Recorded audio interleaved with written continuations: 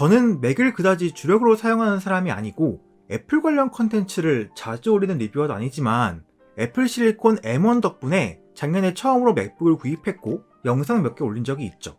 그리고 제가 아무래도 윈도우 노트북을 주로 리뷰하던 사람이기 때문에 맥북과 윈도우 노트북을 비교하면서 게임 얘기를 종종 꺼내곤 했는데 그 영상에 대한 댓글 반응들이 좀 재밌었습니다. 맥북은 살 때부터 윈도우 노트북과 용도가 다르기 때문에 게임으로 평가하면 안 된다는 식의 댓글들이 좀 있었는데요. 그래서 오늘은 맥 게이밍에 대한 제 개인적인 생각을 말해보려고 합니다. 일단 맥북은 게임에 있어서 다른 애플 제품들과 완전히 다른 포지션을 가지고 있다고 생각합니다. 아이폰, 아이패드와 맥북은 일견 비슷해 보이지만 생각해보세요. 우리가 게임이 잘 돌아가는 폰을 찾으면 무슨 폰을 사나요? 태블릿은 어떤 거? 당연히 아이폰, 아이패드죠. 이 둘은 퀄컴 스냅드래곤이나 삼성 엑시노스보다 몇 세대는 앞서 있는 성능의 칩셋을 탑재하고 있어 고사양의 모바일 게임을 돌리려면 무조건 애플 제품을 사용하는 게 국룰이 됐습니다. 애플 팬들이 안드로이드 폰이나 태블릿을 깔 때 어떻게 놀려요? 게임도 제대로 안 돌아가는 게 하면서 놀리죠. 근데 노트북 얘기로 넘어가면 반대로 맥북으로 게임을 왜 함? 이런 얘기가 나오잖아요. 그만큼 맥북은 애플 생태계에서 굉장히 특이 포지션에 있죠. 이런 얘기를 하면 흔히 애플은 맥북 사용자들이 게임을 하는 걸 원하지 않는다라거나 모바일 게임 부분 영업이익이 압도적이기 때문에 PC 게임에 신경 쓸 필요가 없다라는 분석이 종종 나옵니다. 결론적으로는 틀린 소리는 아닌 것 같기는 한데 애플이 진짜 맥 게이밍에 관심이 없었는가는 좀 다른 얘기입니다. 적어도 애플 실리콘으로의 전환과 M1 맥북을 발표할 때까지는 애플이 게임에 관심이 있거나 적어도 관심 있는 척은 했기 때문이죠. 2020년 WWDC에서 로제타2를 발표하면서는 섀도우 오브 툼레이더를 애플 실리콘에서 구동하는 시연을 했고 맥의 iOS 구동 시연을 하면서는 역시 게임인 모뉴먼트 밸리가 잘 돌아간다면서 시연했습니다. 그리고 2020년 11월 M1 맥북 발표에서는 맥북 에어가 전작에 비해 그래픽 성능이 5배 더 빨라졌다고 하면서 그래픽 빡센 게임을 높은 프레임으로 할 수 있다고 강조했죠. 그리고 당시 해외 리뷰어들의 M1 맥 게이밍에 대한 반응도 굉장히 뜨거웠습니다.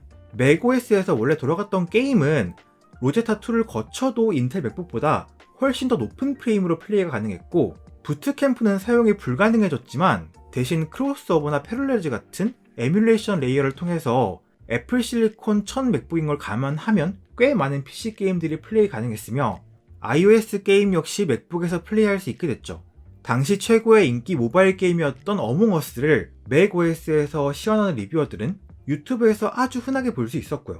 많은 수의 리뷰어들을 포함한 상당수 맥북 유저들은 어떻게 예측을 했냐면 이만한 성능에 배터리도 오래가고 발열과 펜 소음에서도 자유로운 노트북이다. 시간이 좀 지나면 이식이 쉬운 iOS 게임들은 금방금방 맥북으로 이식이 되고 압도적인 가성비를 자랑하는 M1 맥북 에어 덕분에 맥북 신규 사용자들이 늘면서 게임 회사들 역시 맥OS 인구를 더 이상 무시 못하게 되고 맥북의 게임 호환성은 시간이 지나면서 점점 좋아질 것이다. 이렇게 예측을 했어요. 그 후 1년 이상 지난 지금 상황은 어떻죠? 애플 실리콘 네이티브 지원을 해주는 게임은 지금도 와우 정도 빼고는 다 마이너한 타이틀이고 원래 맥OS 지원을 해주던 로켓리그 같은 게임은 되려 맥OS 서비스를 중지했습니다. 그나마 맥OS로 게임을 출시해주던 메이저 게임 제작사 블리자드도 디아블로2 리저렉션에서 맥OS 지원을 제외해버렸습니다. 로제타2를 통해서지만 그래도 리그 오브 레전드가 맥에서 잘 돌아간다는 건 큰 위안이지만요. 그리고 패러렐즈나 크로스오버 같은 에뮬레이션 레이어를 통해서 많은 수의 트리플 A 게임 타이틀을 맥에서 실행시킬 수 있다는 식의 영상이 유튜브에 많이 있지만 막상 알아보면 제대로 플레이할 수 있는 타이틀보다 플레이할 수 없거나 이런저런 제약이 걸려있는 타이틀이 더 많고 특히 멀티플레이어가 있는 게임의 경우 안티치트 프로그램들이 에뮬레이션 레이어를 치트로 인식하고 막아버리면서 패러렐즈를 쓰든 크로스오버를 쓰든 플레이 불가능한 경우가 많습니다. 그리고 또 실망스러운 건 iOS 게임의 지원인데요. 1년이 지난 지금까지도 대부분의 인기 게임은 맥 앱스토어에서 검색되지 않습니다. 원신을 검색해도 배틀그라운드를 검색해도 엉뚱한 앱들만 나오죠. 애플이 홍보하기로는 iOS 앱을 맥용으로 출시하는 건 간단한 작업인 것처럼 말하던데 실제로는 그렇지 않나 보죠. 물론 iOS 앱들을 비공식적으로 사이드 로딩하는 방법은 아직 있지만 어디까지나 비공식적인 방법이고 멀티게임에서는 비정상 사용으로 계정 정지를 당했다는 보고도 있는 만큼 이것도 문제가 있습니다. M1 맥북 사면 아이패드 게임 다 돌아가니까 아이패드 안 써도 되겠네? 라고 생각하는 사람은 사실 여기도 있지만 현실은 전혀 그렇지 않았던 거예요. 그리고 또 뭐가 있죠? 애플 아케이드? 이건 그냥 얘기를 꺼내지 말죠. 제가 개발자가 아니기 때문에 맥 버전 게임을 출시하는 게 얼마나 많은 비용과 시간이 드는지 자세히는 알지 못하지만 회사들은 맥 버전으로 게임을 개발해서 얻을 수 있는 이득이 적다고 판단했을 겁니다. 거기에 애플은 충분한 인센티브를 제공하지 못한 거죠. 맥OS를 사용하는 사람 중에 게이머가 적기 때문에 게임사들이 맥용 게임을 만들지 않는다는 설명은 닭이 먼저냐 달걀이 먼저냐 하는 문제가 아닐까요? 애플 실리콘 이전의 인텔 맥은 게임용으로 가성비 최악의 물건이었기 때문에 게이머들이 관심이 없었던 거고, 만약 애플과 게임사들이 대형 게임 타이틀 몇 개 맥용으로 출시해주는 적극적인 모습을 먼저 보여줬다면 전성비가 뛰어난 애플 실리콘 맥을 구매할 의지가 있는 게이머들은 충분히 있다고 생각하거든요. 하지만 애플이 M1 프로와 M1 맥스를 발표하고 맥북 프로 신형을 발표했던 키노트에서 그래픽 성능 향상을 매우 중요하게 강조했고, M1 맥스의 그래픽 성능을 랩탑용 RTX 3080과 비교하는 그래프도 제시했지만 과거 키노트와는 달리 정작 게임에 대한 얘기는 단 한마디도 하지 않았습니다. 그래픽 성능 하면 일반인들은 게임을 먼저 떠올릴 거고, 영상 편집 성능에 GPU가 중요하다는 사실을 아는 사람도 많이 없을 텐데 말이죠. 애플이 이렇게 적극적인 모습을 보이지 않는 이유는 여러 기술적인 문제도 있겠지만 그건 부차적인 거고, 앞에서도 얘기했지만 앱스토어의 모바일 게임 매출이 터무니없이 많이 나오고 있고, 그에 비해서 PC 게임 시장은 별로 돈이 안 드는 게 크다고 생각해요. 솔직히 PC 게임 시장 자체가 점점 마이너해지고 있다고 저는 생각하고, 최근에 배틀필드 2042나 1년 전에 사이버펑크 2077 등 PC 게임계의 초대형 기대작들이 기대에 훨씬 못 미치는 결과물로 나오면서 할 게임이 없다는 얘기가 자꾸 나오는 게 우연이 아니라고 생각하거든요.